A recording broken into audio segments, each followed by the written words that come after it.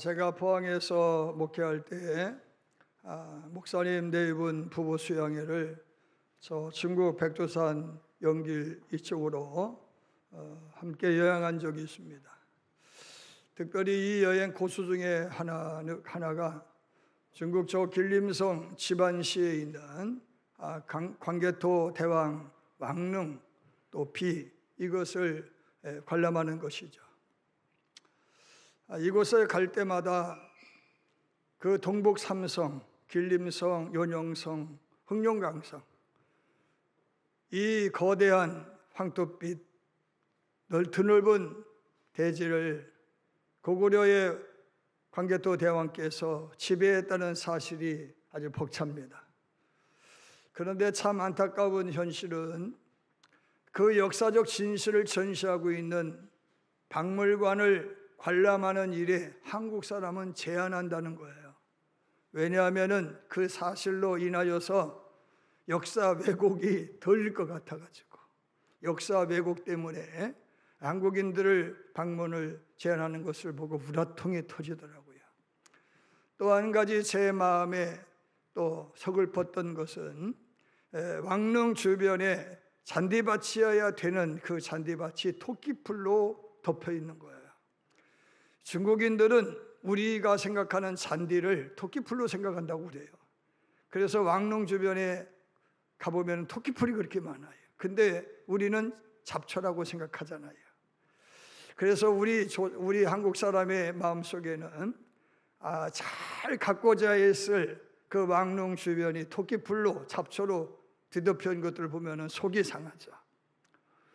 내가 그 말씀을 여러분에게 드리려고 하는 것이 아니라 같이 여행한 목사님이 그 토끼풀 속에서 네이크로바를 쉽게 찾아내는 거예요. 그 한두 개를 찾는 것이 아니라 볼 때마다 찾는 거야. 그리고 선물로 주더라고요. 저는 네이크로바만 간혹 있는 줄 알았더니 5잎도 있어요. 5잎도 찾아내더라고. 그런데 5잎 뿐만 아니라 6잎도 찾아내더라고. 야, 그걸 보고 신통방통해서 목사님, 하나님이 사람마다 재주를 주셨다고 했는데 목사님은 네이크로와 5잎, 6잎까지 볼 수 있는 재주 주셨으니 예수 믿을 사람 쪽집게 도사겠네. 그 재능으로 전도하시면 되겠어? 그랬더니 아멘 그러시더라고. 제가 이 말씀을 드리는 것은 그 네이크로바를 찾아내는 것이 재주냐 안목이냐를 묻기 위해서인 거예요.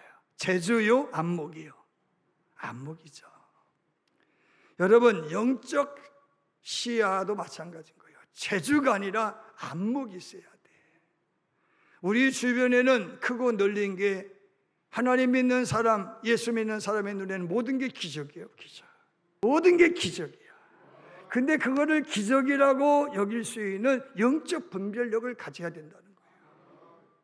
예수님 시대 예수를 따르는 무리는 수천 명이었어요. 5천 군중이 혹은 4천 군중 이상의 사람들이 모였잖아요.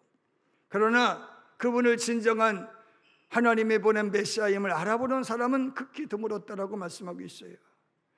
12년 동안 혈류병으로 고생하던 여인은 예수님을 만난 적이 한 번도 없지만 소문만 듣고도 예수의 옷자락만 만져도 낫겠다라고 하는 믿음이 있었어요.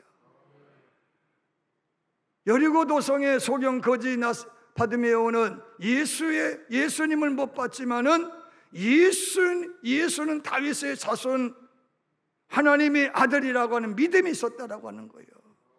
아멘입니까? 가버나움의 백부장은 이방인이면서도 예수라면 이곳에 말씀하시면 내 집에 있는 내 하인의 중병이 나을 줄로 믿는 믿음이 있었다는 거예요. 당대의 종교 지도자들인 서기관, 바리새인들, 사두개인들은 하늘을 두루마리 삼고 바다를 먹물로 삼아 기록해도 다 기록할 수 없는 그 기록을 책으로 엮어서 쌓아놓으면 쌓을 도서관이 없을 정도로 많은 분량의 기적을 행한 예수님에 관하여서 소상히 보고받아 알고 있으면서도 예수님을 십자가에 못 박으라 성토한 이유가 뭐냐? 분별력이 없어서라, 그런 이야기예요. 아멘입니까? 그러므로 저와 여러분들에게는 분별력을 갖게 해달라고 기도해야 될 줄로 믿으실 점으로 축원합니다. 제가 아산에서 목회할 때 저희 교회에 김태환이라는 권사님이 계셨는데, 김태환 권사님은 고아 출신으로 자수성 가신 분이에요. 그런데 이상하게도 농사도 별로 못 져. 근데도 잘 팔아.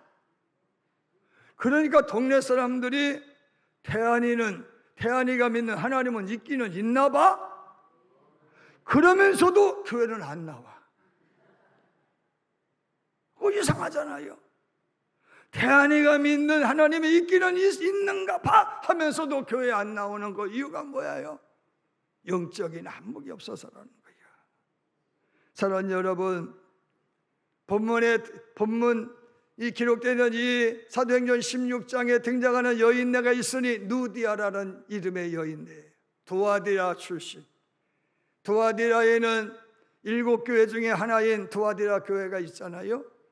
그곳은 염색 가공으로 유명한 그런 특산 지역이었기 때문에 그곳에서 엄마로부터 옷감에 대하여서 보고 배우고 염색 가공 기술을 익힌 이 누디아가 빌립보로 시집을 와가지고 그곳에서 자주옷감 장수가 된 줄로 믿으실 바랍니다.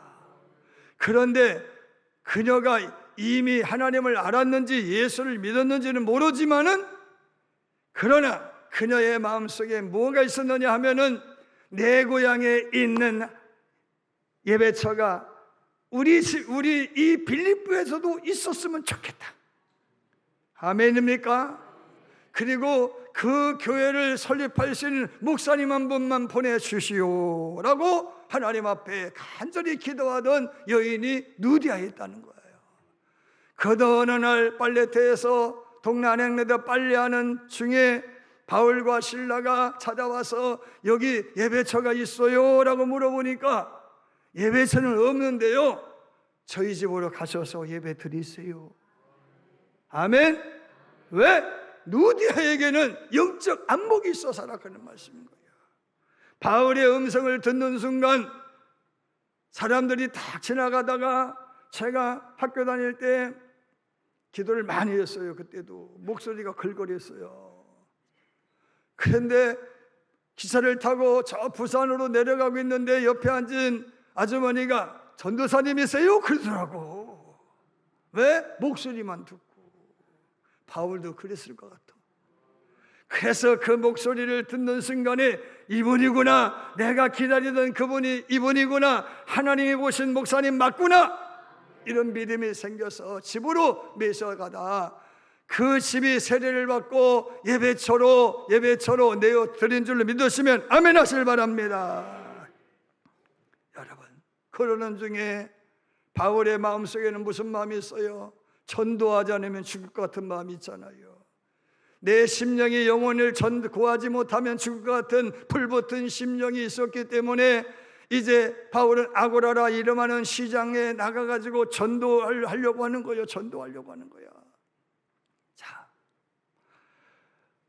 바울은 어떤 식으로든 전도하고 싶어가지고 안절부절병이 생겼잖아요. 그래서 전도하러 나가는데 길모퉁이만 돌아서려고 하면은 어떤 사람이 소리를 지르는데, 이 사람들은 지극히 높은 하나님의 종들로서 너에게 구원의 길을 지시하는, 길을 알려주는 안내자이니라.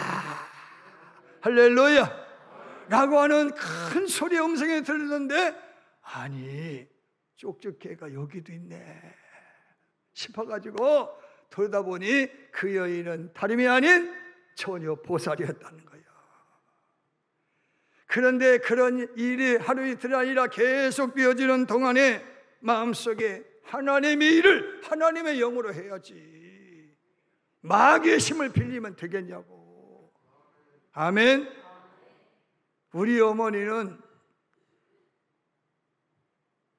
박수가 예수 믿지 않으면 무당된다고 해서 예수를 믿었대요. 그것보다는 전도받아서 예수 믿는 게 더 좋지 않겠어요? 아멘. 하나님의 일은 하나님의 영으로 하는 거야.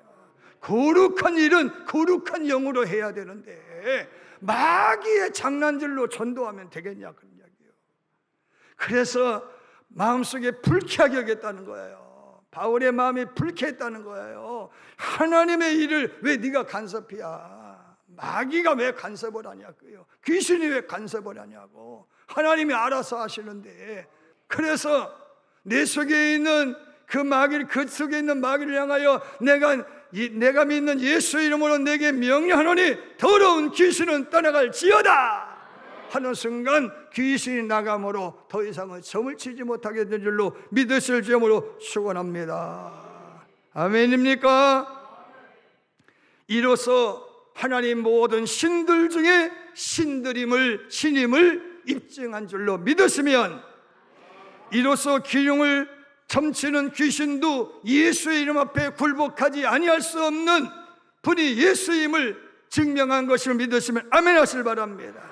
여러분, 이로써 무녀로서 다른 사람만 좋게 하는 그 소녀가 평범한 자기의 일상을 꿈꾸고 자기의 일상을 도모할 수 있는 천진난만한 소녀가 된 줄로 믿으시길 바랍니다. 그런데요, 이 일로 인하여서 그 처녀 보살로 인하여 돈벌이 삼았던 주인이 돈줄이 끊어진 줄 알고 매우 분하게 여겨서 바울 일행을 고발했다는 거예요. 사랑하는 여러분, 무당에게 찾아갔어요. 어떤 목사님이 명절에 찾아갔어요. 당신도 예수 믿는 사람, 당신도 당신 신을 섬기고 나는 하나님이라는 신을 섬기는 사람인데 우리 서로 맞절이나 합시다 하고 맞절을 했대요. 맞절했대. 그래놓고 이렇게 말을 했대요. 내 아버지도 목사님, 나도 목사, 앞으로 태어날 아들이나 딸도 목회자가 되기를 원합니다 그랬대. 근데 당신은 무당되기 원하십니까? 당신의 아들, 딸이 무당되기를 원하십니까? 그랬대요. 그랬더니 하시는 말씀이, 이 사람이 생사람 잡아 내가 하고 싶어 하냐? 웃지도 않네. 내가 하고 싶어 하냐? 그러더니 귀신은 그런 거예요. 붙들리는 순간 자유가 없어, 행복이 없어. 귀신은요, 우리에게 한 개를 주고 몇 개를 가져가요? 9개를 가져가요. 뺏기 위해서 존재하는 게 귀신이요, 망하게 하기 위해서, 불행하게 하기 위해서 존재하는 게 귀신이다, 그런 말씀인 거예요. 여러분, 그러므로 그 귀신으로부터 자유로워진 그녀를 축하하고 그 사람을 그 사람에게 치하지는 못할 망정 당국에 고발해가지고 심한 매질로 인하여서 감옥에 갇혔다, 그런 말씀인 거예요. 사랑하는 여러분, 오늘 본문 19절 말씀에 보면은 그 처녀보살 주인이 한 명이 아니고 주인들이라는 복수가 사용되어 있어요. 그녀로 인하여서, 그 처녀보살로 인하여서 돈벌이 착취하는 인간이, 포주가 한둘이 아니었다, 그런 말씀인 거예요. 몇 사람이 달라붙어서 거머리처럼 뜯어먹었다, 그런 이야기예요. 여러분, 정신 차려요. 여러분에게 거머리처럼 들려붙어서 여러분의 인생을 뜯어먹는 악한 영으로부터 자유로워지기를 주님으로 축원하고, 그 사람들로부터 멀어지기를 주님으로 축원합니다. 여러분, 그래서 감옥에 갇혔어요. 먼저 심한 매질을 당했는데, 채찍질을 당했는데, 그 채찍 끝에는 납덩어리가, 날카로운 납덩어리가 달려있어서 한번 촥 감으면, 때리면 그 채찍이 몸을 휘방히 감고 살점을 도려내는 거예요. 많이 맞았다라고 말씀하고 있어요. 유대인의 형벌에 의하면 39대 맞은 거죠. 그렇게 많이 맞아서 정말로 피투성이가 되어서 지하 감방에 갇혔다, 그런 말씀인 거예요. 여러분, 당시의 교도 문화를 보면은 죄인들에게 송판에 구멍 2개를 뚫어놓고 발을 넣고 잠궜더라고 말씀하고 기록하고 있어요. 그렇게 수갑에 채워져서 갇힌 거예요. 자, 그런 상태에서 저와 여러분이라면 어떻게 했겠어요? 그런데 바울은 이랬어요. 하나님, 나와 미 복음을 위하여 집이나 형제나 자매나 어머니나 아버지나 자식이나 전토를 벌인 자는 금세에 있어 100배나 받되 박해를 겸하여 받고 내세의 영광을 받지 못할 자가 없느니라 하셨는데 그 주역이 내가 되게 하심을 감사드립니다. 아멘입니다. 그러면서 하나님, 이번 내게 임한 이 고난이 내게만 아니라 이 고난 때문에 이 죄수들이 구원받게 하시고 간수도 더 나아가 빌립보 시민들이 구원을 받게 해주시면 너무 고맙겠습니다. 소원의 기도를 드린 줄 믿으시길 바랍니다. 여러분, 그렇게 기도하다 보니까 나를 채찍질한 그가 과거에 나요, 예수를 폭행하고 예수를 핍박하고 예수 믿는 사람을 겁박하고 세대반에게 돌을 던져 죽이라고 선고한 이가 나라는 거요.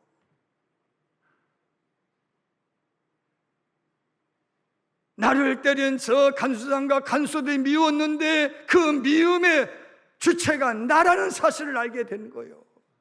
그런 나를 하나님께서 사도 삼아 주셨어, 전도자 삼아 주셨어. 오늘 여기까지 와서 그런 반대가 되어자가 내가 고난을, 예수 때문에 고난받는 사도가 됨을 시작하니까 감사야, 감사. 할렐루야.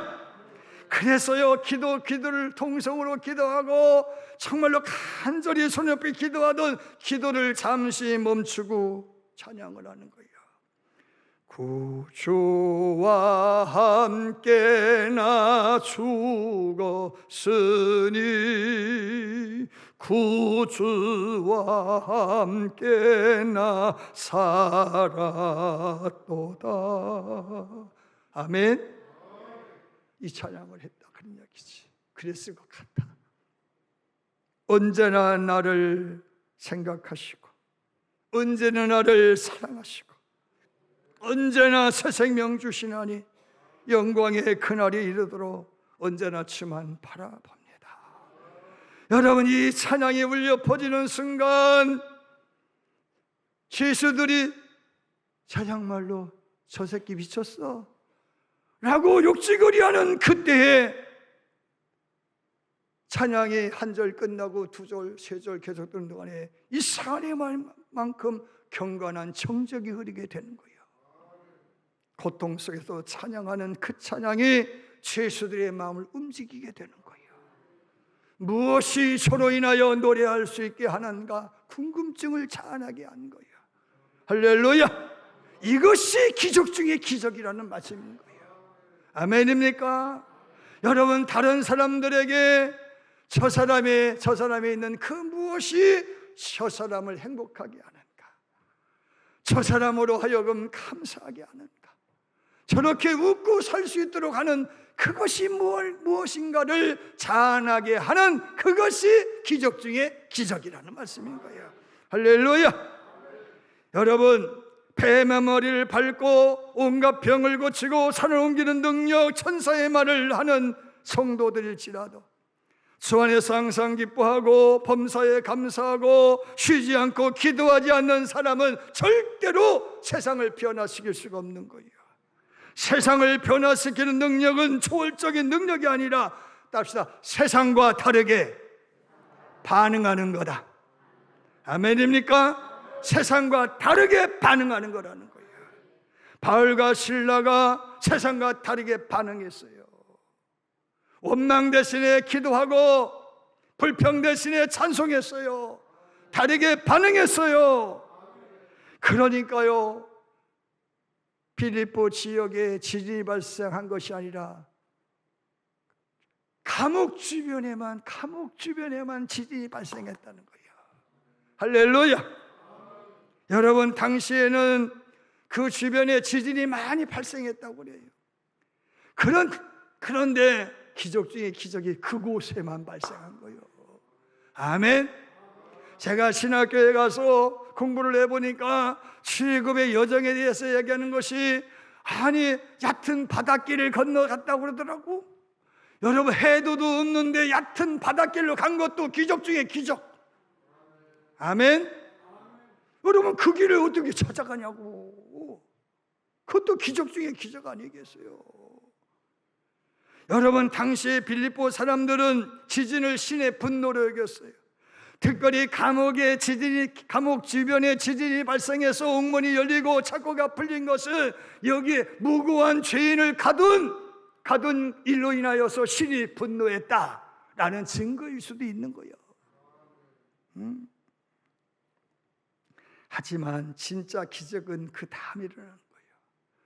그러므로 인하여 옥문이 열리고 창고가 풀림으로 인하여 죄수들이 다 도망친 줄 알고 간수장이 칼을 빼어들고 자결하는 순간 바울이 내 몸을 상하게 하지 말라, 우리가 다 여기 있노라 라고 큰 음성으로 외치는 음성이 들려온 줄로 믿으실 바랍니다. 변호할 기회를 주지도 않고 채찍질부터 한 간수장이에요. 묻지도 않고 감옥에 가둬버렸어. 인권이 없어. 그런데 그의 생명을 살리기 위해서 도망칠 줄 알았는데 도망치지 않고 기다렸어. 할렐루야. 근데 문제는 바울과 실라만 도망치지 않은 것이 아니라 모든 죄수를 또 도망치지 않은 거예요. 왜? 당시에 죄수 하나가 도망가면 거기에 관련된 사람들을 사형으로 처형했다고 그래요. 그렇기 때문에 그 사람이 죽지 않은 것은 죄수들이 도망가지 않았기 때문이라는 거예요. 아멘입니까? 어떤 사람은 어두침침해서 랜턴이 없었기 때문이라고 이야기하지만 하나님께서 두려움을 주신 거지. 경건의 두려움을 주신 줄 믿으시길 바랍니다. 여러분, 그러므로 인하여 기적 중에 기적이 또 발생했는데 나를 하대했던 그 간수장이 바울과 실라 앞에 무릎을 꿇고 엎드려서 선생님들이여 내가 어떻게 해야 구원을 받으리까라고 묻는 하대하던 사람이 존귀하는 사람으로 바뀌었다는 거예요. 기적 중에 기적이고요, 여러분 하대받는 인생이 존대받는 인생으로 바뀌는 거예요. 아멘입니까? 여러분 존대받는 인생이 존대받는 인생 되기를 주님으로 축원합니다. 예수님 때문에 그런 일이 나타나는 거예요. 여러분 그 일로 인하여서 바울이 이렇게 말을 해요. 주 예수를 믿으라, 그리하면 너와 내 집이 구원을 받으리라. 그 밤 그 사건 때문에 간수장과 간수들이 온 가족이 예수를 영접했어요. 정말로 그 집에 큰 기쁨이 임한 줄로 믿으실 바랍니다. 일본에 하라자키 모모코라고 하는 사모님이 계셨어요. 개척교회 목사님 사모님이신데 목회하던 중에 폐암 진단을 받았는데 그것도 악성 진단을 받은 거예요. 악성 진단을 받는 그날 하라자키 사모님이 여보 저 문구점에 가서 노트 2권만 사다 줘 그러더래요. 그래서 노트 2권을 사다 줬어요. 그랬더니 그날부터 44일간의 투병 일기를 기록을 했어요. 암 선고를 받은 그날 이렇게 썼어요. 내 마음은 주를 경배하며 내 영혼은 내 구원이 되신 하나님을 기뻐하노라. 오늘이라는 날 1978년 6월 28일 나는 분명히 저거 놓아야만 하겠다. 오늘은 내 길지 않는 생에 있어서 획기적인 날이 되었다. 나의 생은 오늘부터 시작된다. 이제부터 진정한 삶이다. 여러분 악성 종양 판단을 받은 진단을 받은 그날부터 내 인생은 새로운 시작이다. 아멘. 여러분 고난이 왔을 때 여러분의 마음보에 오늘부터 나는 새로운 삶을 사는 거요. 할렐루야. 이제까지 경험해보지 못한 신기한 기적적인 삶을 살 거요. 이런 마음이 있어야 된다, 그런 말씀인 거예요. 여러분 그렇게 한 달이 지났어요. 7월 30일 이제는요 몸이 너무너무 기력이 쇠하여서 예배당에 나가서 예배드릴 기력도 없어요. 그렇게 된 주일날 성도들이 예배드리고 있을 그 예배를 상상하며 이런 시를 썼어요. 내 신음이여 내 참배의 노래가 되어라. 내 괴로운 숨결이여 내 신앙의 고백이 되어라. 내 눈물이여 내 노래가 되어라. 주님을 찬양하는 내 노래가 되어다오. 내 병든 육체에서 나오는 모든 숨결이여, 호흡의 곤란이여, 기침이여, 열기여, 땀이여, 내 숨결이여, 최후까지 내 찬송이 되어라. 이게 기적 중에 기적인 거예요. 아멘입니까? 여러분, 기적 중에 기적이 뭔지 아세요? 고난 속에도 천국 생활하는 거예요. 범사에 감사하는 거예요. 여러분, 시편 기자는 134편을 통해서 기적 중에 기적을 소개하고 있으니, 밤에 여호와의 성전에 서 있는 여호와의 모든 종들아 여호와를 송축하라 그랬어요. 진정한 성도는 단순히 복을 많이 받은 성도가 아니라 그리스도를 위해 고난도 함께 받는 사람이면서 세상과 다르게 반응하는 사람. 밤에 여호와의 전에 서서 여호와를 송축하는 사람. 비록 무화과 나무가 무성하지 못하며 포도나무에 열매가 없고 외양간에 소가 없을지라도 나는 여호와로 인하여 즐거워하며 나의 구원의 하나님으로 말미암아 기뻐하리로다.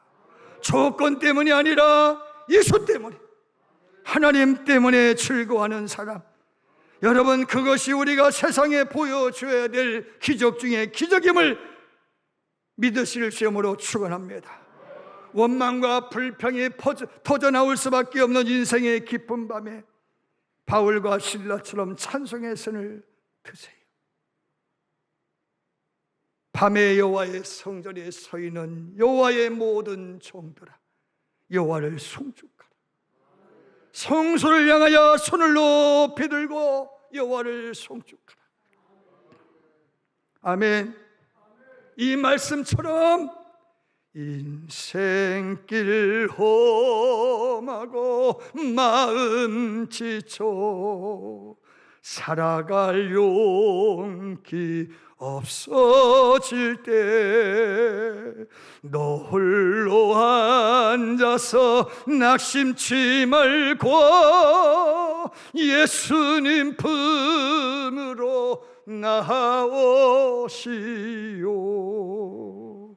예수님은 나의 생명, 믿음, 소망, 사랑 되시니 십자가 보혈 자비의 손길로 상처 입은 나를 고치시리. 찬양할 때 옥문이 열리고 착고가 여러분을 옥죄고 있는 인생의 결박이 풀어진다는 거예요. 할렐루야. 여러분, 여호와께서 오늘 우리 논산중앙 감리교에서 예배하는 여러분들에게 천국을 경험할 수 있는 기적 중에 기적을 보여주기를 시험으로 축원하고 고난의 현장을 찬양의 제단으로 바꾸어서 여러분의 인생의 날마다 천국 되기를 시험으로 축원합니다.